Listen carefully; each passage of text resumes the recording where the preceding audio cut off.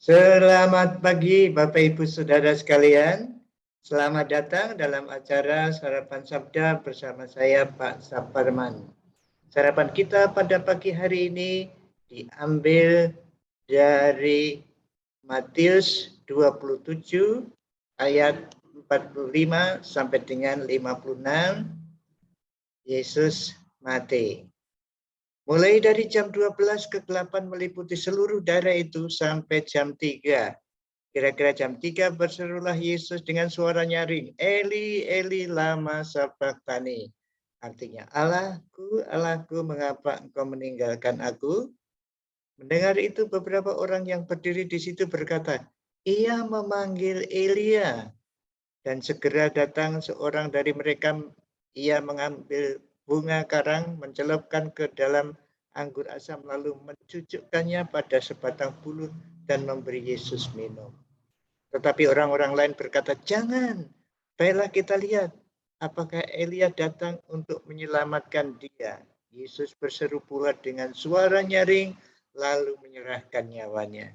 Dan lihatlah, tabir bait suci terbelah dua, dan atas sampai ke bawah, dan terjadilah gempa bumi, dan bukit-bukit batu terbelah, dan kuburan-kuburan terbuka, dan banyak orang kudus yang telah meninggal bangkit.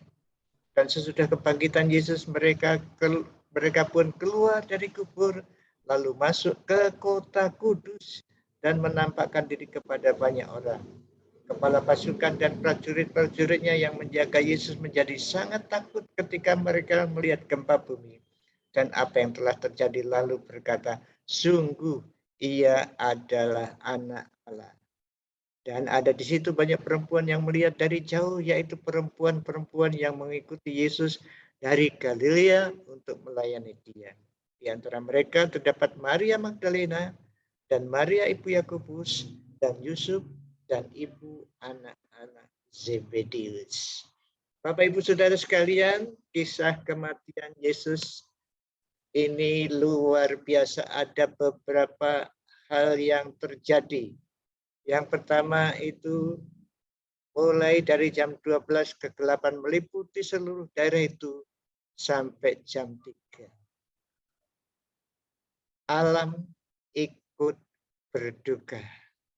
Sedangkan orang-orang banyak di sekitar penyaliban mengolok-olok Yesus, menghina, tetapi alam ikut berduka. Seolah-olah merasakan bagaimana beratnya penderitaan Yesus itu.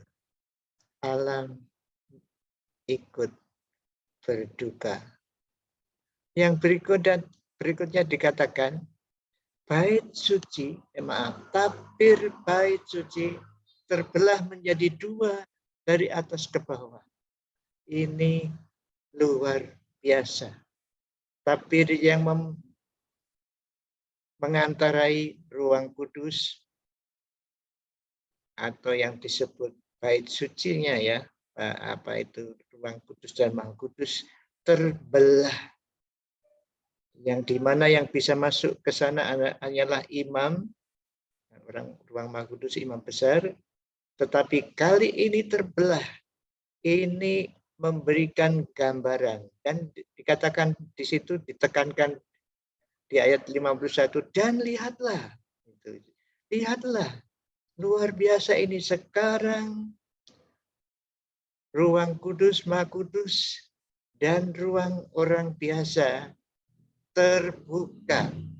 Ini artinya jelas sekali bahwa hubungan antara umat dengan Allah sudah terbuka, tidak lagi lewat imam-imam, tetapi bebas karena kematian Yesus di kayu salib.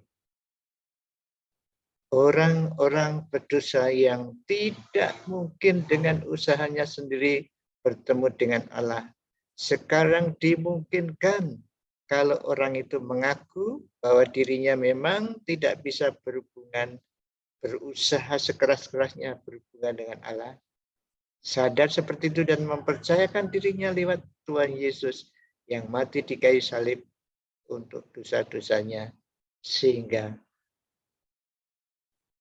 bisa berhubungan dengan Allah yang Maha Kudus. Kejadian berikutnya adalah, dan terjadilah gempa bumi, dari bukit-bukit batu terbelah, kuburan-kuburan terbuka, dan banyak orang kudus yang telah meninggal bangkit. Dan sesudah kebangkitan Yesus, mereka pun keluar dari kubur, lalu masuk ke kota kudus dan menampakkan diri kepada banyak orang. Ini luar biasa ini. Sekelompok orang kudus yang bangkit dari antara orang mati dan masuk ke kota kudus. Pada waktu Yesus sudah dibangkitkan ya. Jadi berikutnya. Ini suatu anugerah kasih karunia yang luar biasa bagi penduduk kota kudus, yaitu Yerusalem ya. Mereka itu diberi tanda. Bait suci, tabir bait suci terbelah, ada gempa bumi, ada gelap gulita, ada orang kudus mati jalan-jalan di kota kudus di Yerusalem, memperlihatkan dirinya, menyaksikan bahwa Yesus telah bangkit dari antara orang mati. Luar biasa bukan? Sayang, tanda-tanda yang luar biasa ini tidak banyak diresponi oleh orang Yerusalem. Kita yang tidak melihat secara langsung, tetapi membaca cerita ini, fakta ini, kita percaya. Puji Tuhan, Bapak, Ibu, Saudara, dan saya diberi kasih karunia sehingga kita bisa percaya. Tidak seperti orang Yerusalem yang begitu banyak tanda-tanda ajaib tapi tidak percaya. Tetapi berbahagialah orang yang percaya walaupun tidak melihat. Itu kata Tuhan Yesus pada waktu Thomas nanti ya.